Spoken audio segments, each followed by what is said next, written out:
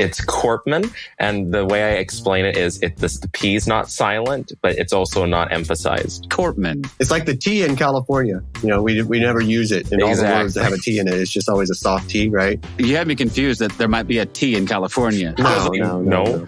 It's like the T in California. No one says it or drinks it. It's right before the C. What are you talking about? You don't write that way? Western Christianity has spent the last 2,000 years telling everyone they're separated from God. This is Not Church with John and Nat Turney. Hello, everybody, and welcome back to the podcast. My name is Nat Turney, and with me, as always, is my brother. Say hi, John. Do it. Hi, John. Hi, John. Hi, John. You know you wanna. This is the podcast we have lovingly called This Is Not Church, even though, as we keep being reminded by some guests, it kind of is like church. It's just not like church as maybe you have come to know it. How about that? We can have church and not have church simultaneously. Anyway, our guest this time, I was going to say this afternoon, but you might be listening to this in the morning, and who the hell am I to tell you what time of day it is, man? It's morning here. Yeah, it's afternoon here. All right, but it's somewhere. It's tomorrow. Dear God, this is already just... Yep. All right, our guest today, let me get into the meat of this. Our guest today is Matthew J. Korpman. He's a rising biblical scholar, an itinerant preacher, and a theological arsonist. By the way, baller.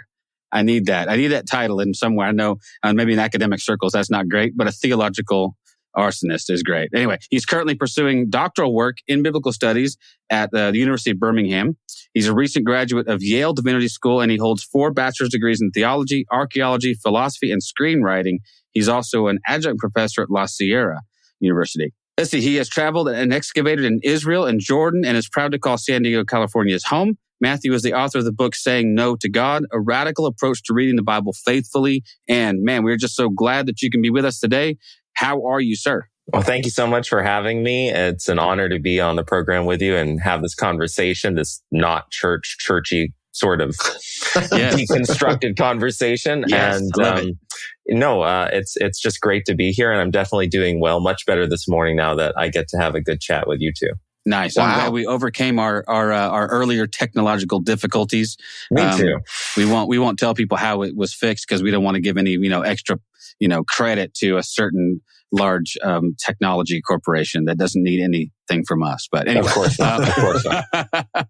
Anyway, hey, we have a lot of questions and a lot of things to get through. First of all, I wanted to mention I just love. I don't know. I guess theological arsonist just kind of resonates with me. Is that something that you had ascribed to yourself, or had somebody kind of given you that moniker? Oh no, it was definitely something I ascribed to myself, but it was inspired not out of whole cloth, but Peter Rollins. I was going to say work on pyrotheology. Yeah. Okay. So you're aware of Peter, obviously. Then. Oh yeah. So are you in sort of the same vein? You think? He endorsed the book. He's on the front cover. So. Nice. Okay. See, this. Thank you for showing how ill prepared I am for this particular interview. First of all, I love Peter, and if you have access to him, we need him on the show. Like toot sweet. So Peter, I don't know who has access to him. Nobody seems to, man. I'm not even sure he's a real person anymore. Although I did meet him once. So I can confirm via the watching his YouTube lives that he's in some large apartment building in downtown LA. Gotcha. That is high enough up. He looks over all the other skyscrapers. So he's somewhere in there. So just look for the tall building. Right. That's where you target the tall building with the short man. Also, look for comedy clubs that many people don't visit, and you'll find an all-day seminar with Peter in it. I've gone to one, and it was an honor and deeply enriching and fun. He's an amazing dude. I saw him and Rob Bell together a couple years ago in Austin when they were doing a thing. They were touring around together. I wish they did more now. Man, I wish they did too. It was one of the best things I've ever seen. And Peter, at the time, I had just sort of become aware of him.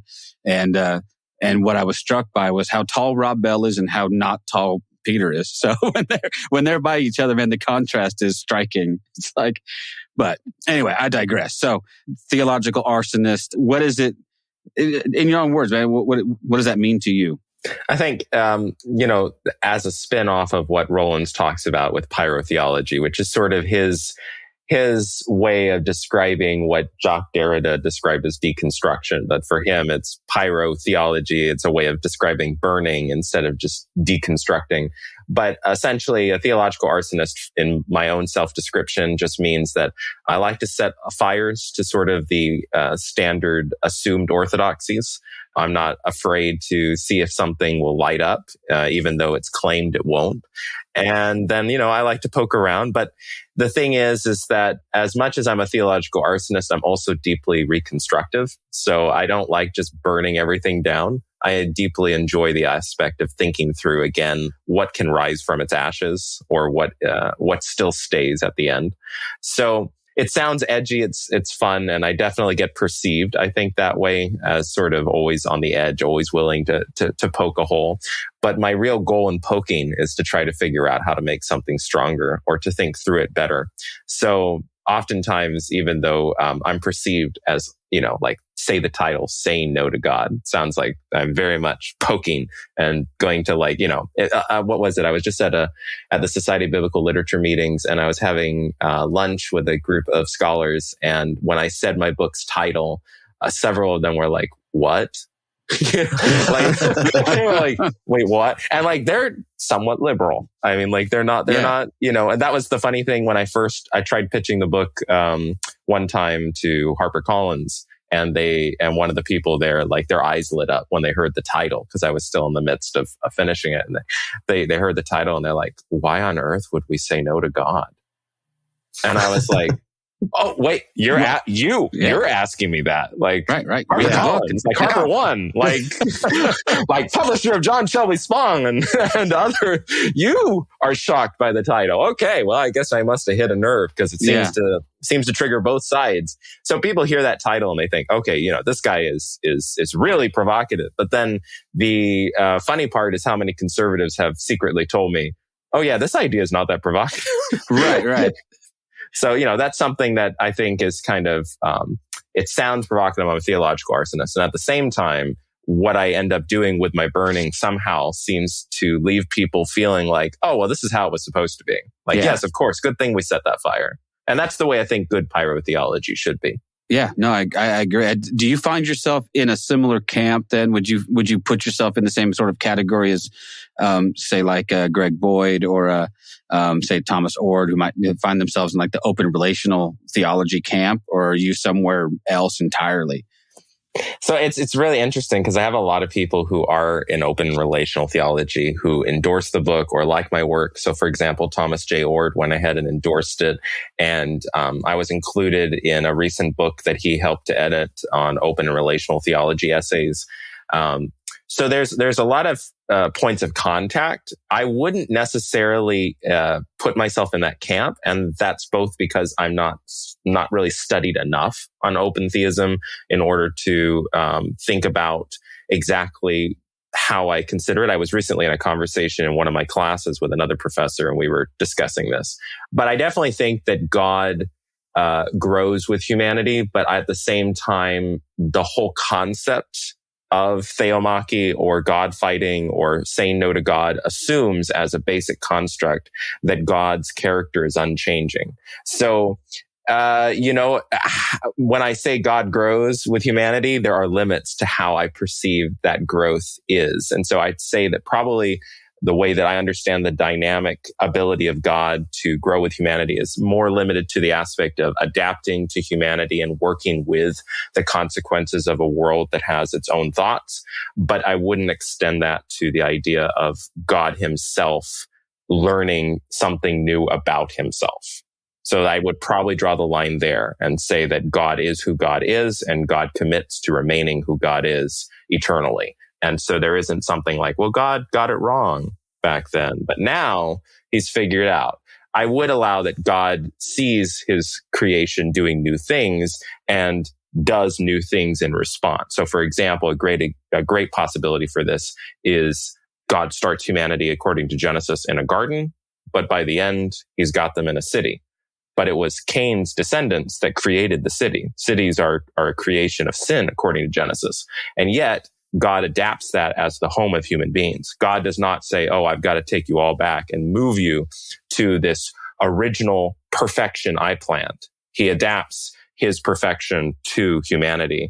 And I think that you could describe that as part of the growth of God. And so if that was the idea, then I go with that. But it's not the case that I would personally be okay with the idea of God himself and understanding his own character changing. I'm not saying that that's what Greg Boyd and others argue. I don't know enough, but I know that there are popular perceptions of open theism that people have where they might think that it could go that direction. I'm just clarifying that I don't find myself in that camp. No, I totally get that. I'm like you, not studied enough in it. I have had conversations with Thomas and Mark Karras and some others, and I find myself persuaded somewhat by what they say. And well, there's definitely good cases they have. More along the lines of not that God is mutable, not that God changes, but that the future is not carved in stone. I find it a welcome relief to any kind of predetermined, any kind of like determination that says somehow we're just walking along paths that were carved out for us and we have no choice in the matter. I like Slavoj Žižek's way of describing when he tried to talk about why he believes in predestination. And he talks about it, and this ties in with this question of like the future and is it something we choose to make happen or is it determined? When he talks about predestination, he ties it in with love, the experience of love. And Žižek is like, okay, so love is a choice, and yet you experience it as not a choice, as inevitable.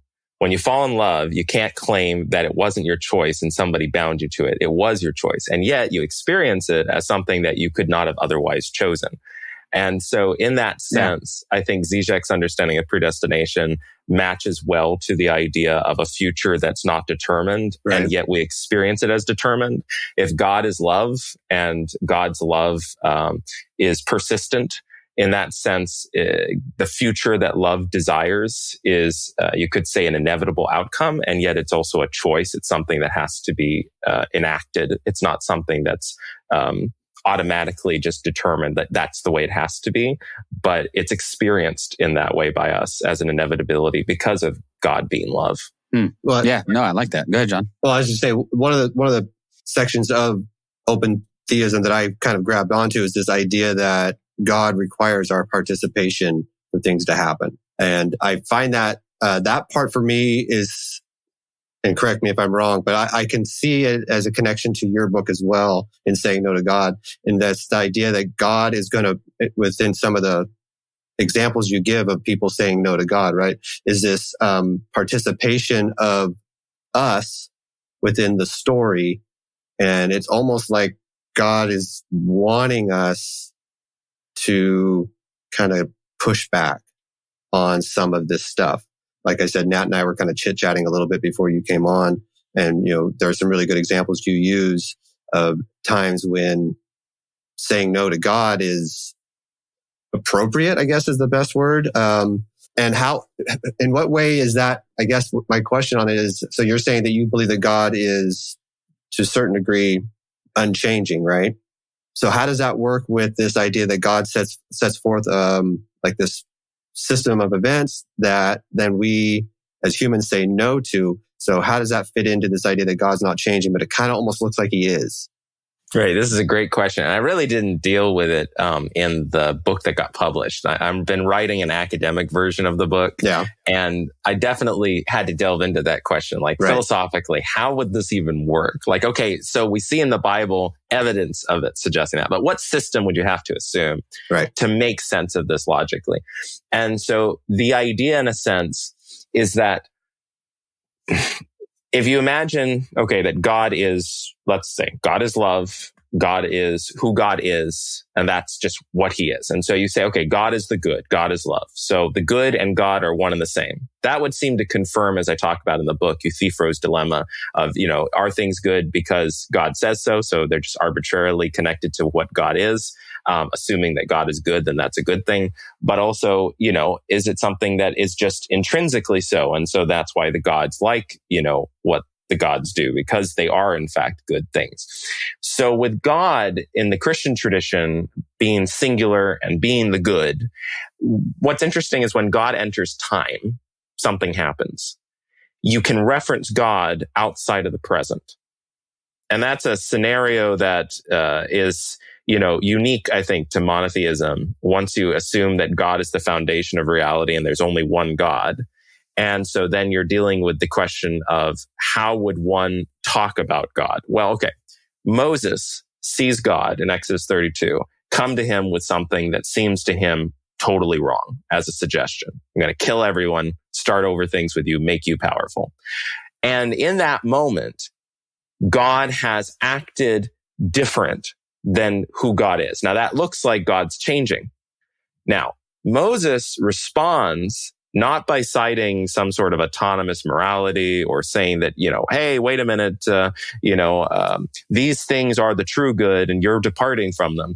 But rather he argues from the perspective of what you've told me in the past, what you've committed yourself to be, who you say you are, and those are the reasons why this is wrong. So he seeks God as God has been and has stated he's been in the past, to then critique what God looks like in the present moment. And God responds affirmatively. In fact, they continue to bicker through chapters 33 to 34 to the extent that finally Moses gets fed up with the arguing back and forth and he says, just show me your ways. Like, i.e. the sense is, I'm tired of arguing for what you should be. You either are what you are, or you need to just show me what you really are, because I'm done with this weird argument thing that we're doing here. It's freaking me out. So then Moses is told, hide in the cleft of the rock. I'm going to pass you by. You'll only see my backside. Everyone focuses on that whole element. But it's actually the speech that God gives that's really the most important, I think, part of that segment, because it concludes the argument. God affirms, I'm long-suffering, I'm loving, I'm always giving mercy and forgiveness, yada, yada, yada, yada. He pretty much paints a portrait that looks like what Moses was arguing for, but is not what God seemed to be doing in Exodus 32, 7 through 14. So then what you're left with is sort of like, okay, if this is now affirmed to be his ways, and that's what Moses affirmed he was, well, then what really changed? When you look at the Hebrew Bible, even though it says God does not change, like in Malachi, when you look at the times the Bible does use the same word to describe what God does, including Exodus 32, it's always in relationship to an action that's changing, what God is doing in response to a human being, but it's never applied to sort of God's disposition or character or his inner trajectory. It's always towards some action in the present, a strategy, something he's doing differently with the people in space and time. So what that leads you to kind of a position is to say, okay, well, when Exodus 32 says, and God changed his mind, right? Given the use of that phrase elsewhere in the Hebrew Bible, and given the fact that God defends himself as being the one that Moses was saying, this is who you really are, it leaves you with the position that God changed what he was doing, but God didn't actually change who he was. So what ends up happening then is that God can present himself different, precisely because the moment he presents himself in space and time with humanity, he establishes both who he's been, because there's a past him that everyone can, or at least each individual can recognize. And then there's the present test. In other words, the test or the moment of divergence where the individual has to determine, is this correct or is this not, is only possible once God has defined the rules. Once it's been set that this is the stability of who I am, now watch, I'm going to change. And in that moment of looking like he's going to change, mind you, he doesn't actually change because he never actually does the thing that he's saying. He just simply suggests, this is what we're going to do, or I'm going to do this. And then, for example, even in Genesis 32, when God attacks Jacob and they're wrestling, God does not defeat Jacob. God does not end up killing Jacob. God does not actually succeed at the thing that's happening. Rather, it provokes the conflict in which Jacob is wrestling and Jacob is forced to take action. So the change never occurs for God. Rather, the change is perceived as a possibility. And what that, I think, is in agreement with is sort of the position that early Christians have always had about Jesus, that Jesus always had the possibility of failing his role in as being Messiah, that he could always have been conquered, that it wasn't an inevitability, but a great risk that Jesus took by becoming a human being and by coming to the earth and doing what he did. There was great faith on the part of God, trust in humanity, trust in the divine as Jesus was a human being. And I think that that idea also can be applied to the idea of how God speaks about himself in the Hebrew Bible. Notice that he's always making covenants, swearing on himself. I swear, that I will do these things. Well, why does he need to swear on himself? Why does he have to promise and commit? And I think if you take that literally, what it suggests is that because God has entered space and time, is in covenant with humanity, God, while he has the ability to depart, he has the freedom to not be who he is. At the same time, it's like a lover having the ability to not be a lover to their lover. It's a theoretical possibility, but in actuality, it's an impossibility. In the same sense that if you truly love someone, the fact that you could pick up a knife and murder them is a theoretical possibility. But because you love them and because you're committed and you're within this ethical frame, it's not even a possibility. So it's a paradox, possible, but also impossible. And I think that in that sense, the idea that God can depart from who he is an impossibility. But it is a theoretical possibility that allows him to present this test to people, to present himself as opposite in order for the purpose of reminding them and teaching them, this is who I've always been, and you don't know me unless you know that. And that seems to be the key in each of these stories, is that they always come back and affirm what you've been is I know who you are. And they won't let go of that, despite the perceived divergence that they're witnessing. Yeah, it makes me wonder too. I mean, John and I we have talked about this a few times over the years, but it almost seems like God. So then within that construct, we're looking at God almost, so let's talk about Abraham and Isaac. Let's talk about God suggesting the possibility that Isaac be sacrificed by his father. To me, that sets up a test. Not so much. So I think the faith test that we've always been told that was, would Abraham simply obey and just go through with this murder? Or would he, I think the better test would have been if he'd told God to go pound sand. No, not doing that. That doesn't seem like something you would do. Why would you require that of me? God's not a God of human sacrifice. Obviously, Abraham doesn't necessarily know this yet, but it seems like a point of divergence, like you just said, where Abraham could have easily said, actually, no, I don't think that's a great idea.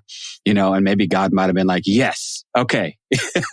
I think you get it. I'm not like the pagan gods that you have, been accustomed to worshiping.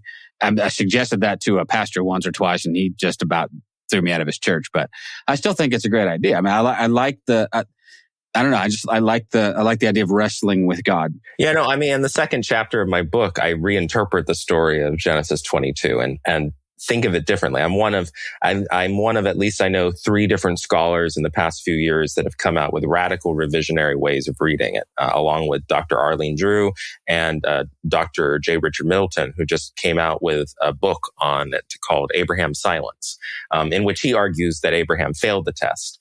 But then the angel serves as a second test. Now, my interpretation is a little different than that, but it's an agreement in the sense that the traditional way of reading this story doesn't make a lot of sense. Right. Okay, so first of all, if the test was just about obedience towards whatever God says, including killing your firstborn, this is a weird test in the Israelite tradition, certainly for the later Jewish readers to be taking in, because according to the Hebrew Bible itself, Moabites and other people around Israel were doing this too. Right. And would do this, at a big battle or something that they needed to prove their fidelity and loyalty to get their God's favor. So in a sense, if a Christian is going to be defending this as like, this was an ultimately good test, it is a test that a Moabite can and has, succeeded at, which makes Abraham's faith, really on par with the other pagan nations. Yeah, so it's not spectacular, right? It does not go beyond them. So, right. That's a strange kind of idea if you want to, hold on to that. The other thing is, it's also strange because in Abraham's day and age, there's really not a good reason or rationale for why you would reject child sacrifice. So most people would think like, oh yeah, I love my child and all these. Yeah, but this was a different time. You start reading how people treated children back then, how they perceived them. We forget how anachronistically we're applying our modern ethics of how we perceive family units and the value of children and then putting them back in time. Like even some scholars who still go with the traditional view end up realizing this, and they have to say, well, really what Abraham's being tested on isn't his love for Isaac. They'll be like, well, it's because he won't get the covenant blessing because Isaac's dead. And so they even recognize that like it might be more selfishly oriented in regards to the utility of Isaac than it has to do with anything to do with their like childlike fatherly love. So even the traditionalists can sometimes get, recognize that this isn't exactly our system of morality that we're dealing here with. But the real problem is if you recognize that it's not such a moral issue yet. And in fact, we know from Jeremiah that the Israelites were practicing child sacrifice on behalf of Yahweh. And there's verses in Exodus that hint around at this as well. For example, I think it's in Numbers where God says, you have to dedicate the Levites to me because otherwise I would need to have every one of your children killed on my behalf. The Levites are the substitute. They exist, so I don't need to, kill your kids. That tells you that there's a theory in Israel about child sacrifice where it just made sense that they should be giving their kids, and they need some reason or rationale for why they won't. And of course, I'm stating that in a very historical way. If somebody doesn't really like historical criticism, you can rephrase that from a different standpoint and say, well, God knew that they understood these things in that way. And so he condescends himself in order to reach them where they are. However you want to perceive it, the answer's still the same. The Israelites understand child sacrifice as normal. So when you think of that, it's like, okay, so if this is all average and expected, and Jeremiah is condemning the Judeans in his day for committing these child sacrifices and having Yahweh say, it has never come into my mind to ever ask you to do such a thing.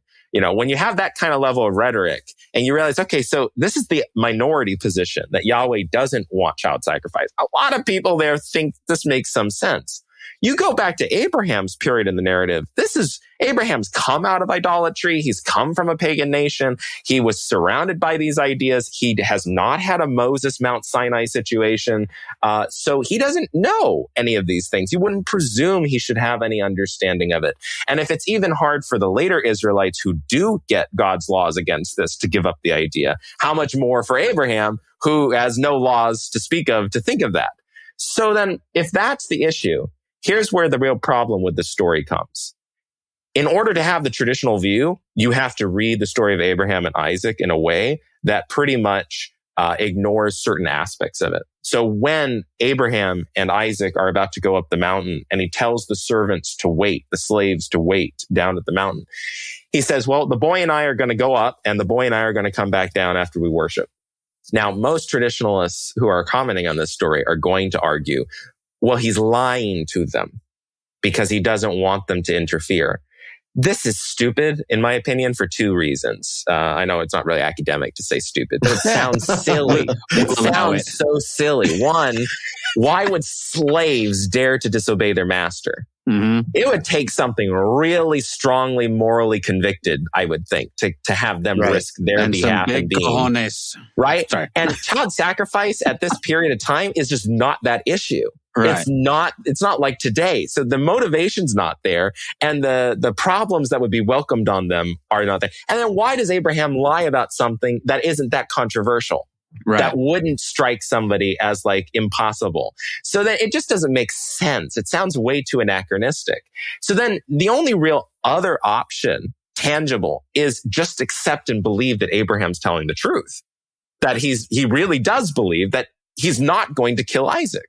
And it's right there in the text. He's telling, just believe Abraham. Don't assume he's lying because there's no way he's going to disobey or not kill Isaac, or believe that it won't happen. Just assume he is. And when he goes up the mountain with Isaac, and Isaac goes, where is the sacrifice? And he says, well, God will provide it. Then they go, oh, well, he's lying to his son because he doesn't want him to run away. Okay, this is silly, again, on two reasons, okay? If you assume he's a child, like really little kid, then okay, maybe. But even the narrative doesn't say that Isaac struggles over getting bound. Like there's no description of a struggle. And later rabbinic tradition argues that he's like an adult. So if he didn't struggle when they're at the top of the mountain, why would it be necessary to lie to him while they're walking up? I mean, so that part's silly based off the traditionalist logic. But then also it's silly because you have another possibility that agrees with the statement he made to the servants, which is to say, he really believes God will provide the sacrifice. He's not going to offer he's not going to offer Isaac. So if you accept those two statements at face value as true, and you don't try to come up with some anachronistic way to explain how he really assumed he was needing to lie, when they get to the mountain and the angel calls out and says, stop. First of all, how many people don't notice? It was Elohim that spoke to him in the beginning and gave him the test. It's an angel who's speaking to him now at the end. Now, yes, the angel speaks like God because that's what angels do in the Old Testament, but it's still an angel. It's not Elohim directly in a vision or dream or something. So, and the angel's saying something opposite of what God told Abraham to do before. So now you have to take a step back and say, well, didn't Paul, I mean, I'm being a little anachronistic here, jumping to the New Testament, but it's a sentiment I think we can recognize here. Paul goes ahead and says, if anyone comes to you with a different gospel than we've given you, even an angel, you are to declare them an anathema and reject them, right? So a good Pauline Christian should be like, hey, wait a minute, Abraham, that was an angel that told you to do something opposite of what God said to do. Like, how are you to break the command of God because an angel's come to you? In fact, this idea is even expressed in the apocryphal Life of Adam and Eve in the Latin Vita text version. I don't know if you guys have read that, but essentially it's the story of when Adam and Eve get thrown out, this Christian document, looks Christian potentially. It basically tells of how Adam tells Eve, stay in the river over here for this many days. I'll be in this river for this many days. And then maybe God will give repentance to us. Satan comes over to Eve and it's like as an angel of light and goes, hey, God's accepted you early. You can get out of the river now and go to your husband to let him know the good news. So Eve, tricked, gets out of the river, disobeying her husband's orders, goes to Adam, and then Adam's like, Eve, you did it again. You screwed us up. You disobeyed God, and now you disobeyed the embodiment of God to you, me.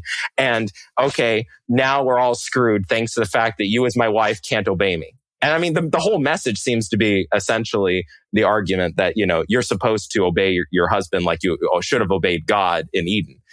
So it's a very patriarchal message. But the point is, don't listen to an angel, even when you don't know that it's Satan. If it disobeys your husband or God, don't listen to it. So like this idea is certainly prevalent in the first few centuries of Christian history. So certainly a Christian could read this and go, well, that's kind of problematic. Why is the angel contradicting what God said? Whether or not early Israelites would have, I assume they could have, because after all, in Deuteronomy, there's all these warnings about prophets. If they say something opposite of what God has told you through other prophets, you should disobey them and not listen to them. So there is in the Old Testament even this idea of consistency. Don't diverge from God's command. So then what do you do about the fact that the angel says, stop this? Should not Abraham, if he's truly being obedient, have continued? Said, I'm going for it. God told me you're an angel. I'm not going to be deceived. But he doesn't. He stops and he sees a ram and he takes the ram instead, quoting the text. The angel does not tell him to take the ram. He takes the ram. He makes the decision of how to do this. And so what that leaves you with is a point of there are two voices, and that's really important. There's the voice in the beginning, kill your son, and the voice at the end that says, do not. And when the angel praises Abraham for killing the ram, it says, because you have obeyed my voice, I know that you are faithful. What voice is he referring to? Most commentators never take the time to realize there's the two voices. There's the voice at the beginning, voice at the end, kill or do not kill. Which one is he being praised for? Obviously the second one, because that's the one that he obeyed. He disobeyed the first order when he didn't fulfill the killing. So what you have in this story is, I think, the epitome of what Genesis 18 was working up to when Abraham's arguing with Sodom and Gomorrah. Because in that story, Abraham does not have faith that God is going to be just. shall not the judge of all the earth do justice? You're not doing your job. I think you need to be doing this differently. He's very much edgy when it comes to Sodom and Gomorrah's fate. And he has to get into an argument with God. But what's funny about that argument is that it always gets more humble. Every time God says, sure, Abraham kind of backs up with, okay, let me speak once more. Okay, well, if you would just I'm just but dust and ashes, but let me say this. And it's almost as if Abraham's learning, oh, you are just, and you listen to me, and you're better than I thought you were. And in fact, at the beginning of that story, God tells the angels before they're sent to Sodom, he says, I am going to have to do what I'm about to do in order to teach Abraham the ways of justice and righteousness. It's a testing thing. So for me, the fact that Abraham doesn't put up a fight in Genesis 22, and this is where I disagree with Middleton in his new book. For me, the reason he doesn't disobey is because he has faith. He has reached the summit. He knows God so well that even though he doesn't have any reason from a rule or from a statement of God to know that this is an anathema to him, he knows in his heart, after what he went through with Sodom and Gomorrah, God's not going to have me kill. This is not what's going to happen. So sure, I'm going to go along with this like a game of chicken with two cars heading towards each other. But I know you're going to swerve. I know that you're going to swerve. I have no reason, theologically in some rule to know that for sure. But I know you enough to know that this doesn't make sense. But instead of fighting you about it, I'm just going to affirm it over and over again to my servants, to my child. And in fact, a scholar named Omri Bohm, who wrote a volume with T.N.T. Clark on this story, he argues that the angel speeches are secondary, that they were added in by a later editor who was uncomfortable with the fact that in the earlier reconstructed version that Bohm offers, you don't have verses 11 through 12. And so literally Abraham gets up there and he sees the ram immediately. And without an angel telling him not to kill the son, he offers the ram instead. And God approves.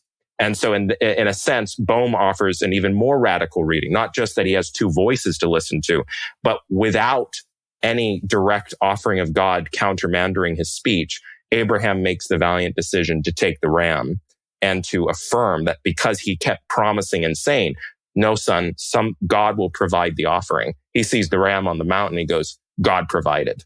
And he doesn't have to sit there and wrangle his fingers and go, oh no. He just takes the ram. Whether Bohm's reconstructed idea is the best one, the point is increasingly, as seen through Middleton or Arlene Drew or myself, people are beginning to look back at the story and go, there's too many anachronistic ways we've read it.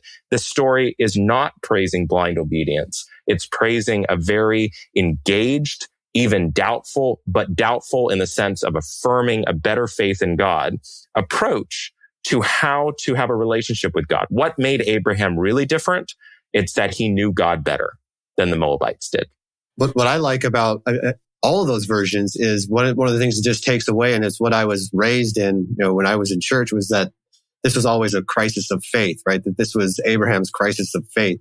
And all of those versions, agree or not, they don't really give us any kind of idea that there is a crisis of faith. Either he believes that God is the God of the pagans, where this was just expected of God, that he's going to want a child sacrifice, or like you're saying here, is that he always knew that this was not going to happen.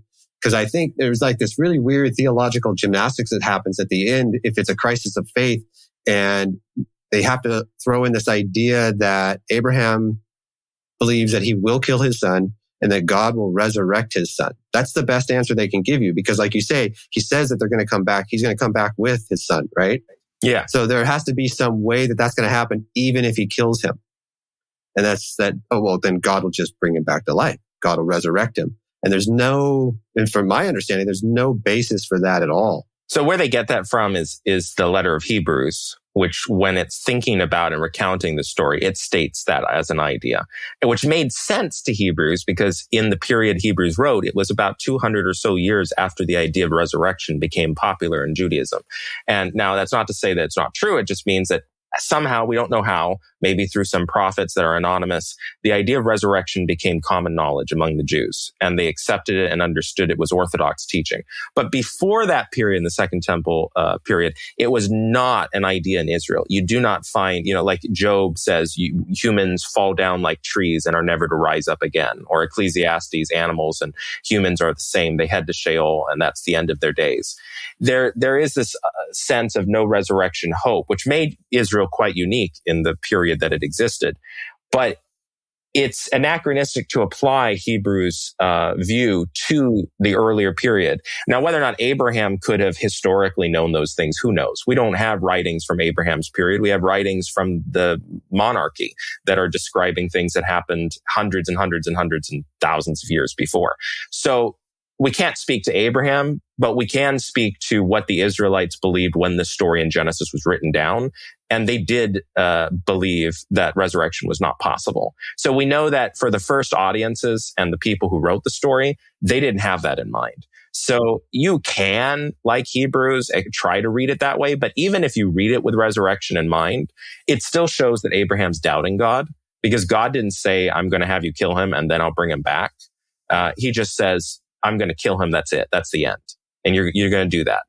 And so there's no hope that God gives. So the fact that Abraham, even in that version, would still think, no, that's not how it's going to end, tells you something about the fact that Abraham has an affirmation, a belief in something better about God. So even the traditional approach has underplayed Abraham's doubt, Abraham's affirmation of a better God, even in their version. Yeah, and it seems like Hebrews in particular focuses in on an obedience factor, right? And that was the test of Abraham's faith, was would he be obedient? And I love how you just described that, because apparently he actually wasn't. But the way the story's always been told is he was obedient, even to the point where, and of course, that being an anachronism is problematic, right? Because then what we do is we further anachronize that by saying, and now what is God asking you to lay on the table? What are you withholding from God? We take our own sensibilities about that and say, now we've applied that logic to our modern current situation. And it becomes very toxic. What I like to say is, it's not that Abraham is disobedient. It's not that Abraham's obedient. It's that Abraham is dis/obedient. Yeah. Like imagine, dis/obedient, it's like you're saying it simultaneously. And I have an article I just had published recently that is the same thing, the dis/obedience of Abraham. You're arguing that it's simultaneous. He's disobedient in the sense of God in the present with the command that was given, and obedient in the sense that his disobedience is rooted in his better understanding of who God is. Yeah. Well, I love that, man. You give me a lot to chew on, a lot to think about. So I'm having a hard time formulating a question, because I'm just going, whoa, wait a minute, hold up. So I had an interesting conversation with Bradley Jersak not too very long ago. We had a little Zoom call together, and we talked about a few things. And one of the things that he brought up reminds me of some of the things that you were talking about in this book. So I kind of want to get your perspective on it. He said, "Isn't it funny, that the people in the Bible who seem to have the most intimate relationship with God were the ones who are willing to say no, or the ones who are willing to argue and wrestle? And isn't that such an important component to an authentic relationship, one where there is some give and take?" And just curious what you think about that. And I just like to name drop Brad Jersak whenever I get a chance. So sure, if you're listening, Brad, that's for you, buddy. I can name drop that he endorsed the book, and he's on the back cover. Brad. But he'll endorse anything except my book. He won't do that. So, but you have a book? I'm about 2/3 of the way through it. I think he's actually going to write the foreword. If I keep putting him on blast publicly, then they'll have to follow through with it. But I think he's absolutely. I do think he's going to write the foreword. So, but anyway, yeah, go ahead, man. No, I don't know. I wouldn't be presumptuous to think that he didn't have these ideas before my book.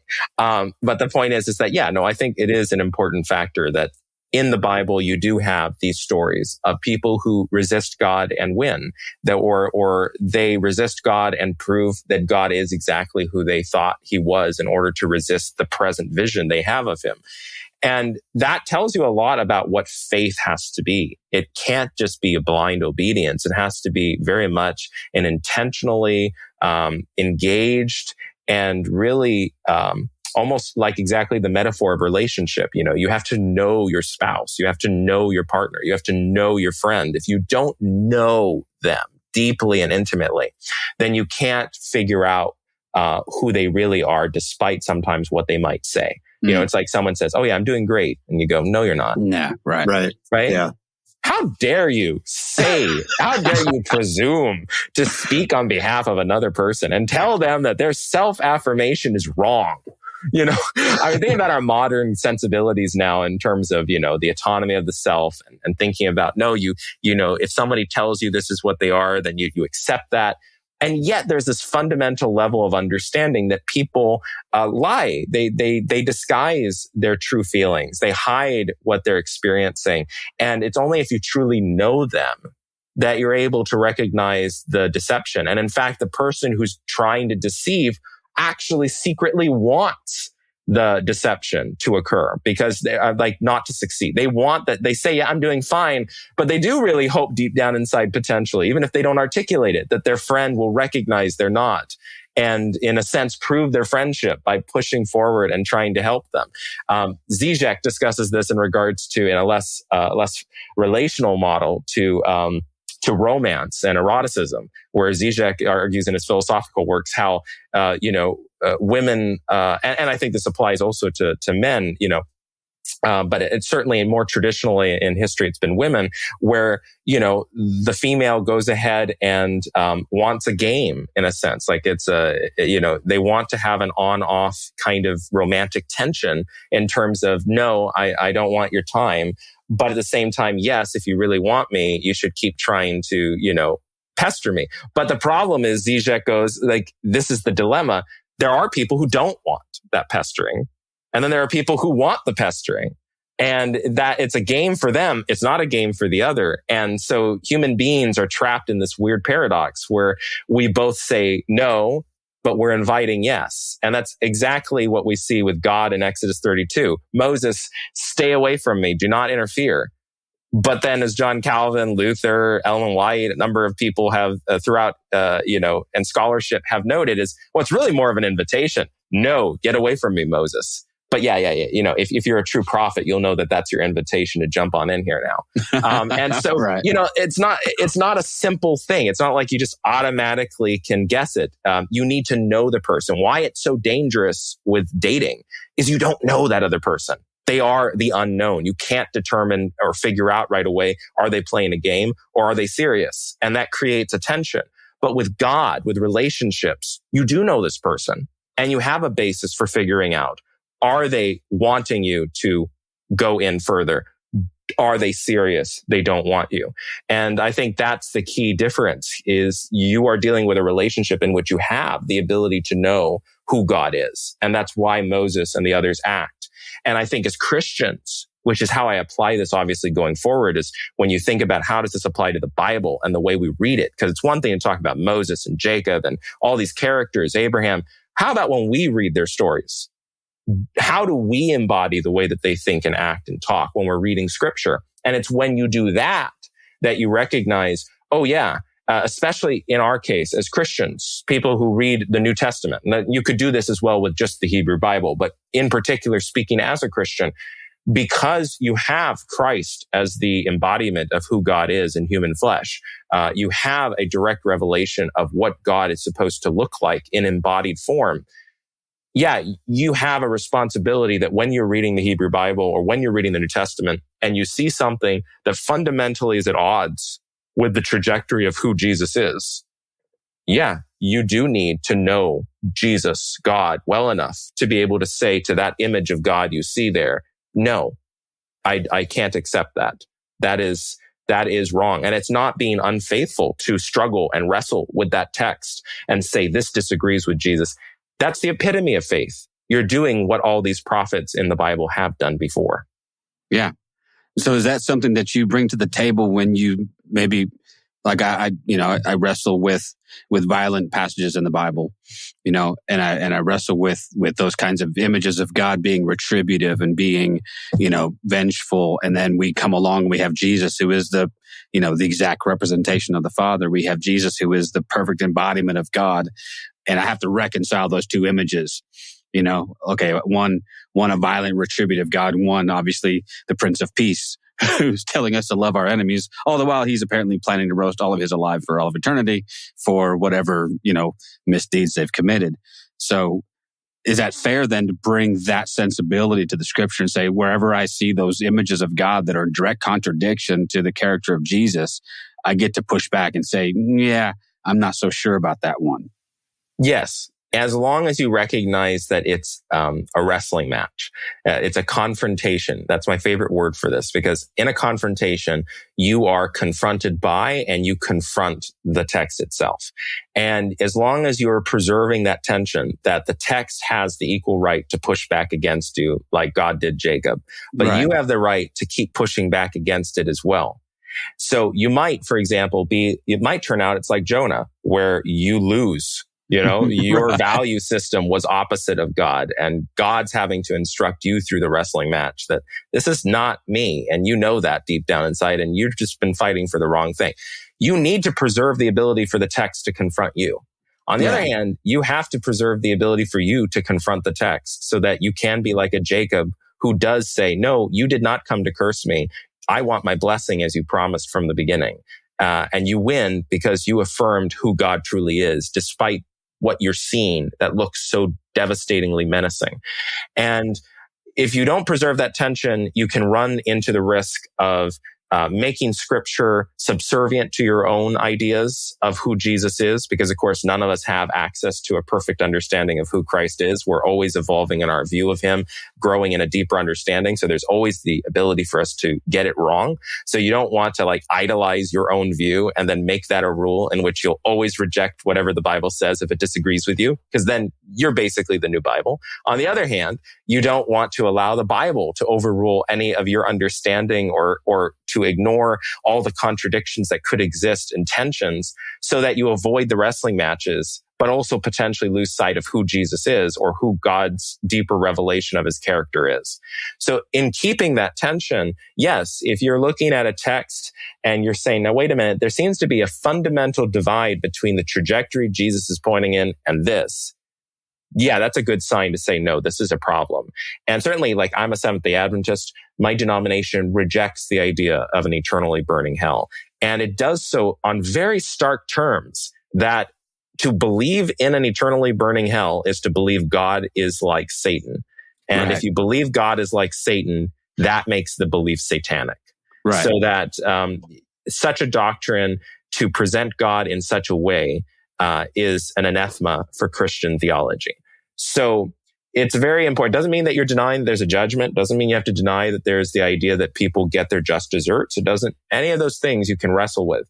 But a view of God that paints him like Satan suggests that you have fundamentally not confronted the revelation of who God is in Christ. And you've fundamentally misunderstood him to the degree that the people in Capernaum misunderstood Jesus when they said, well, you do what you do because you're informed by Satan.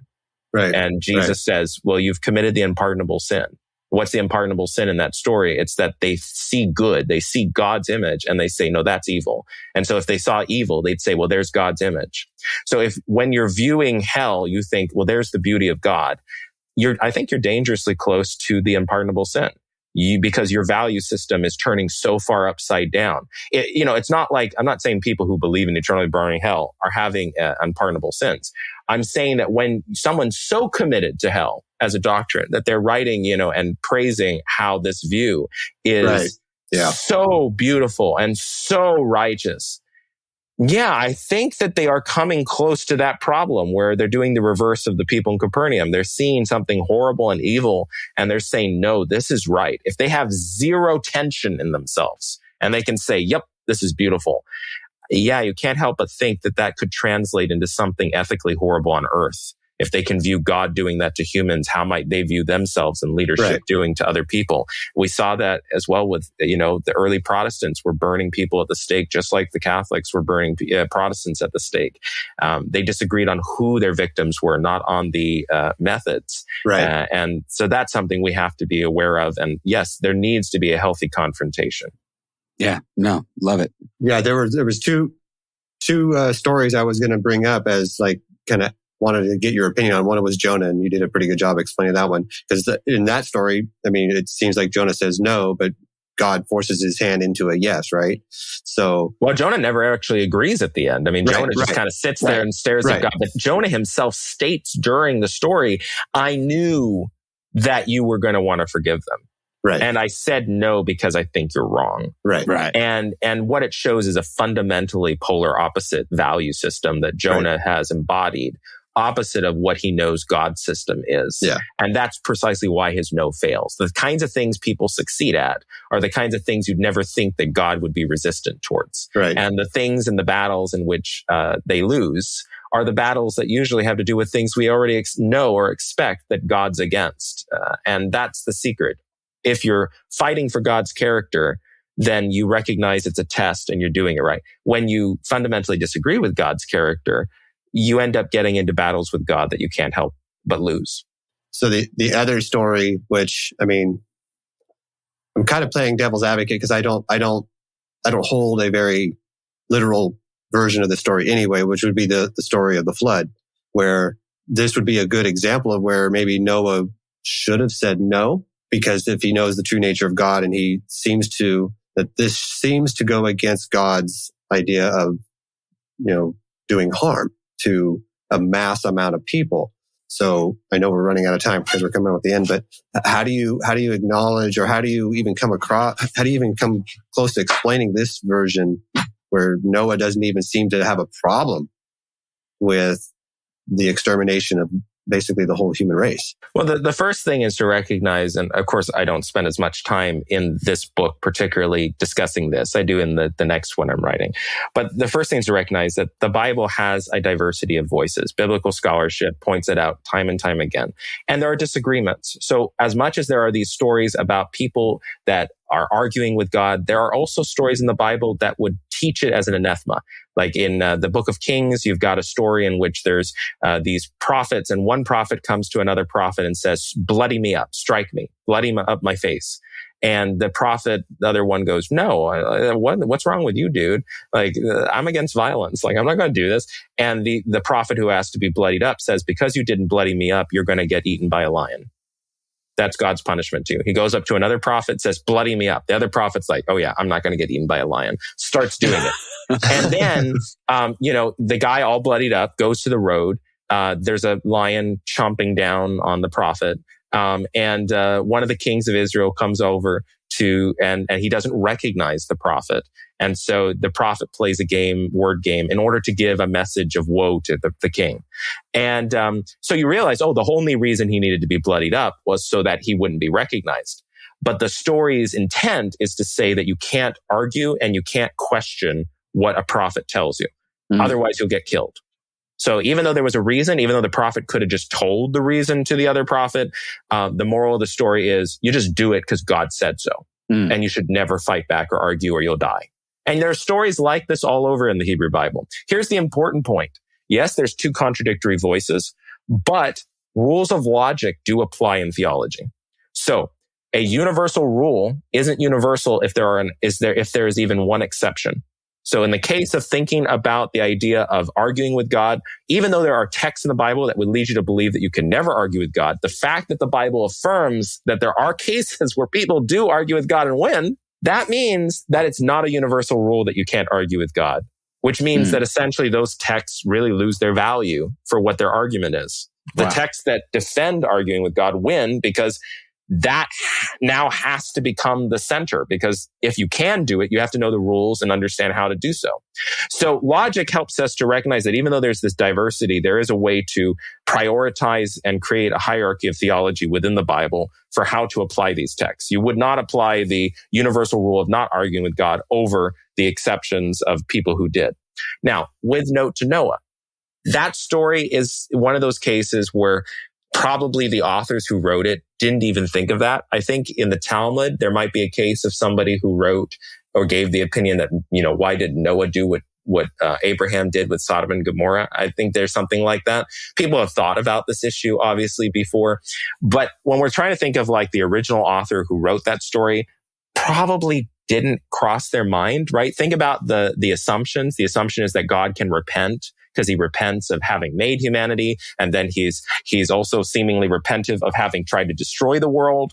But what's important is that a lot of scholars think that when that story was finally redacted and put together, it was in Babylon during the exile. And in Babylon, a lot of the Jews were having to write out the Akkadian versions of the Noah story that had to do with like Utnapishtim and had to do with the idea that the gods were angry at how noisy humans were. And so they wiped them out. And one of the gods had saved Utnapishtim, the Noah figure. And so that's how people survived. The Jewish version of that story is very different. The Jewish version is humans were wicked and violent. God saw how much destruction they were wreaking on humanity and animals. And God was like, okay, the world's so screwed up. We have to fix this. We have to stop this. And yet also God is so loving that he recognizes that human beings actually can't really fix this issue in the sense that you'd hope. And so he's going to have to be long-suffering and work with them.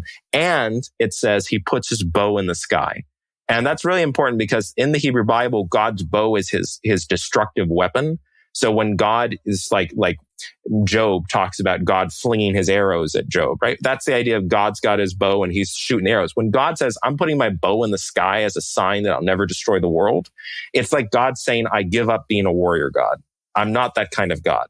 Now, if we take this story and recognize the highlights that the author is trying to combat the prevalent view of God as a warrior. He's trying to combat the idea that God is a God who might just be annoyed with human beings, but no, gives it an ethical orientation. If you see what he's doing to change the popular perceptions of the story as Jews were being exposed to in Babylon, then you can appreciate the highlights. But at the same time, you have to recognize that he was dealing with a story that was widely assumed. No one was going to sit around and say, well, no, he should have argued with it. Everyone accepted the flood did happen. So the issue wasn't, okay, how do we make the character Noah have a different story? The issue was how to understand what they believed did happen and how to understand God's role in it. And the trajectory of the Noah story in the Jewish scriptures points to Christ. Even if it does so imperfectly, even if there's elements of the story that we wrestle with and say, okay, hold on, what about this? What about that? The trajectory is much more pointing in the direction of the New Testament and the Gospels in the Old Testament story than it does if we look at the stories as they are in Babylon and elsewhere. Those do not point in that direction because they assume immoral gods who take action against human beings for frivolous reasons.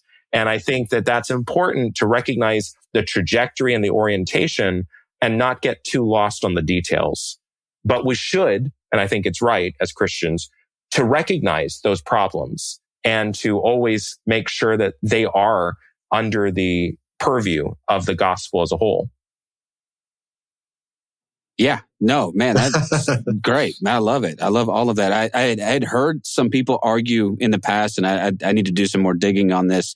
That in Genesis 9, when they say, and it says that God placed his bow in the sky, that we'd misinterpreted that as a rainbow, even though the same Hebrew word is used for rainbow as it is for bow, or possibly could be interchangeably used. I think it's interchangeable personally. Yeah, I think the point is the rainbow is supposed to be his bow. Yeah. So kind of that imagery though, where we've kind of, we end up latching onto one image of, anyway, it's an interesting concept. I like that very much.